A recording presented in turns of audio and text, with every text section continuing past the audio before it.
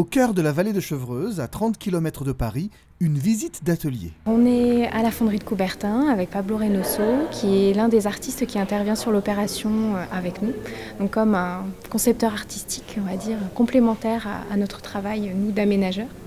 Et donc on découvre aujourd'hui pour la première fois son œuvre, une des œuvres qui sera installée sur le site. Cette œuvre, la voici, une série de lames métalliques semblant sortir du sol, parfois sagement alignées, parfois virevoltant dans une symphonie de courbes.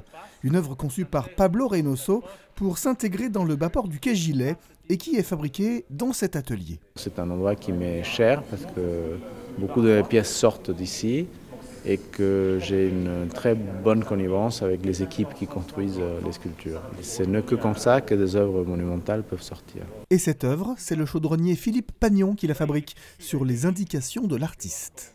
Le sculpteur nous dit ses exigences et nous on réalise.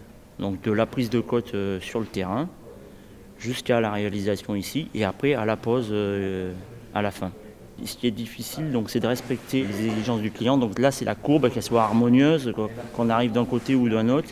Il faut que ça soit joli. La fabrication de cette œuvre monumentale a nécessité de reconstituer grandeur nature une partie du bas-port pour mieux prendre en compte les contraintes du lieu. On a absolument besoin d'avoir ces façades reproduites pour pouvoir placer l'œuvre. Je vais commencer par des petits bouts. C'est-à-dire que je vais matérialiser un banc, un petit bigoudi, pour voir si la taille qu'on avait dit est la bonne. Et là, on commence beaucoup d'ajustements. Pour moi, c'est comme un grand végétal de métal qui va compléter la palette qu'on installe nous en tant que paysagistes sur le site. Et en même temps, c'est un objet fonctionnel parce que le banc va pouvoir permettre à l'ensemble du public de pouvoir s'installer dans l'œuvre. Et pour savoir comment le public s'emparera de cette œuvre du projet Rive de Saône, il faudra attendre le printemps après son installation sur le quai Gilet.